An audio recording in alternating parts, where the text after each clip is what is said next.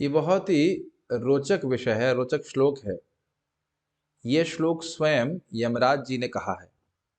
यमराज जी ने बताया कि 12 महाजन हैं, स्वयंभू, नारद, शंभू इत्यादि, जो भगवान की महिमा को समझते हैं, भगवान की भक्ति की महिमा को समझते हैं, इसलिए भगवान की भक्ति का ही उपदेश देते हैं।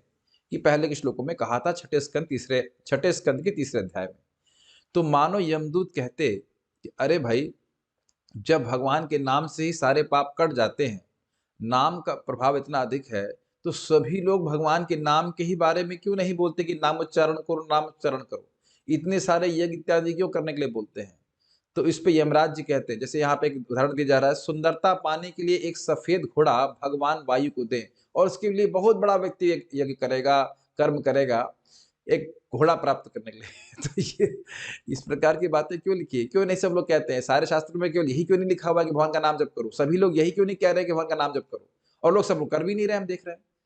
तो इस पे यमराज जी कह रहे हैं 6.3.25 में, प्रायेण वेद तदिदं न महाजनोऽयं देव्या विमोहित मतिर्बत माययालम् त्रय्यां जडीकृतमतिर्मधुपुष्पितायां वैतानिके महति कर्मणि युज्यमानः।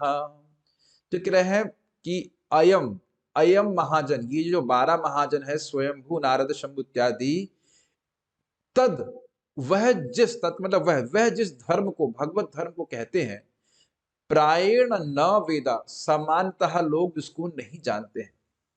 यद्यपि वह बहुत शास्त्र में ज्ञान रख सकते हैं, लेकिन वह इस बात को प्राय नहीं समझ पाते, उनका हृदय शुद्ध नहीं है।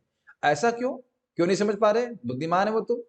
देव्या विमोहित मतिर, मति मतलब समझते बुद्धि, और मति का मतलब है किसको अच्छा मानते। तो कह रहे हैं देव्या विमोहित मतिर, भगवान की दैवी शक्ति से, माया के द्वारा वह विमोहित होते हैं। और बत मतलब निश्चित रूप से मोहित होते हैं, तभी तो भगवान का नाम छोड़कर अन्य यज्ञ कर रहा है। ये प्रमाण है कि वह मोहित है। कोई व्यक्ति भगवान का नाम छोड़ करके अन्य पूजा पाठ कर रहा है, ये प्रमाण है कि वह मोहित है, तभी तो कर रहा है। और इसे कह रहे हैं देव्या विमोहित मतिर मत माया अलम, अलम मतलब पर्याप्त, अच्छी तरह से माया के द्वारा उनकी जो मति है वह मोहित है, वह समझ नहीं पा रहे हैं कि वस्तु अच्छी है क्या। भगवान के नाम को छोड़कर पता नहीं क्या क्या क्या क्या कार्य कर रहे हैं। और उसके बाद कह रहे हैं कि भाई यह क्यों हो रहा है, यह किसके द्वारा प्रेरित हो रहा है? वो तो बुद्धिमान है, शास्त्र पढ़ते हैं। तो कहते हैं नहीं नहीं, वो शास्त्र जो पढ़ रहे हैं उसी से दिमाग खराब हो रहा है। क्या मतलब? कह रहे हैं त्रय्याम जड़ीकृत मतिर मधुपुष्पयतायाम। त्रय्या का अर्थ क्या होता है? त्रय मतलब होता है 3 वेद, और ये बात गीता में भगवान बोलते हैं, तीनों वेद जो है वह गुणों का ही से डील करते हैं, उससे उससे भ्रमित नहीं होना चाहिए। भगवान के भक्तों को भगवान की भक्ति करनी चाहिए। तो कह रहे त्रय्याम जड़ीकृत मति, वेद का बार बार पढ़ना, और स्पेशली वेद का कर्मकांड के भाग को बार बार श्रवण करने से उनकी मति जड़ीकृत हो गई है। जड़ीकृत मतलब एकदम जड़ हो गई, ठस हो गई। नहीं तो बताइए, सफेद घोड़ा प्राप्त करके व्यक्ति को क्या प्राप्त हो जाएगा? ऐसा क्यों? तो कहते हैं मधु पुष्पितायाम, उसके सुंदर सुंदर पुष्प जैसे सुंदर दिखने वाले शब्दों के द्वारा उनकी मति भ्रमित हो गई है। जैसे मानो कोई पेड़ है और उस पेड़ पे बहुत सुंदर सुंदर पुष्प हों, लेकिन वो पुष्प जहरीले हों, और उन जहरीले पुष्पों से व्यक्ति प्रभावित हो जाए, तो या आकर्षित हो जाए, तो वह स्वाभाविक सी बात है, उसको छुएगा और मर जाएगा। इसी को पॉइजन आइवी सुना है मैंने। पॉइजन आइवी प्लांट होता है, उसके जो फूल होते हैं बड़े जहरीले होते हैं, तो उन जहरीले पुष्पों से आकर्षित व्यक्ति हो जाएगा तो मरेगा। तो कह रहे हैं कि वेद की वह भाषा कि तुम देखो ये यज्ञ करोगे तो तुमको स्वर्ग मिलेगा, वहां तुमको अप्सराएं मिलेंगी, ये सब, यह तो केवल जीव के भोग को बढ़ाने के लिए है। तो इस प्रकार की बातों को वो सुन करके खूब बड़े बड़े यज्ञ करते हैं, लेकिन भगवान की भक्ति नहीं करते। क्या करते हैं? तो कहते हैं वैतान की महति कर्मण युज्यमाना। वैतानिक का मतलब होता है कि जो वेद में बड़े बड़े यज्ञों का, कर्म कांडों का वर्णन है, महति, और जो बहुत महान है, उसके लिए बहुत सारे उसमें कर्म होते, कर्माणी, इसमें बहुत सारे कर्म होते, ये लाओ, ये यज्ञ करो, हा हा स्वाहा करो, उसमें युज्यमाना, उसमें प्रवृत्त रहते हैं। समझ में आया? कहने का अर्थ ये है कि सभी लोग भगवान के नाम के बारे में क्यों नहीं बताते हैं? क्यों?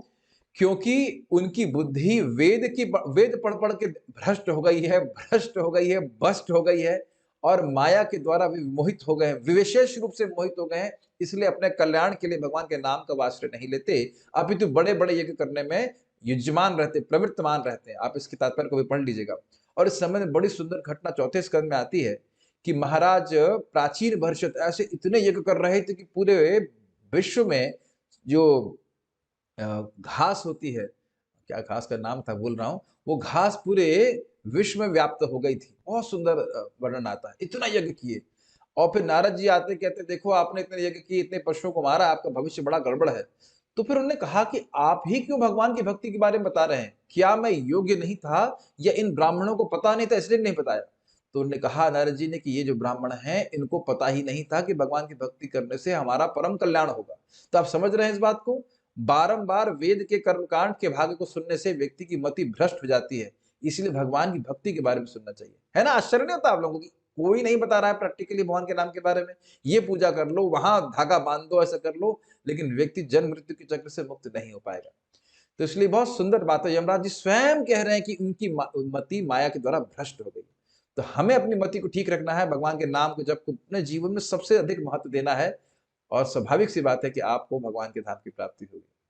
हरे कृष्णा। तो आप लोग कृपया इसको भागवत से आप पढ़िएगा, जो मैं यहाँ पे बोल रहा हूं उसको तात्पर्य सहित पढ़ेंगे तो और अधिक समझ में आएगा। हरे कृष्णा। हाँ, एक बात और इंटरेस्टिंग है, भक्त लोग एकदम स्पष्ट समझते हैं भाई इससे होगा क्या, ये हाको डाको कर रहा है व्यक्ति, ये हाओ हाओ लाओ हा हा कर रहा है, भक्त लोग जानते हैं इससे कोई परिवर्तन नहीं आ रहा। एक भक्त बता भी रहे थे, कह रहे थे कि हमने देखा लोगों को बहुत सारे व्रत करते हुए लेकिन जीवन में कोई परिवर्तन नहीं आया, और नाम उच्चारण करने लग गए तो तुरंत देख रहे हैं जीवन में सारे परिवर्तन आने लग जाएंगे, सारी बुरी आदत छूट जाती, सब कुछ हो जाता है।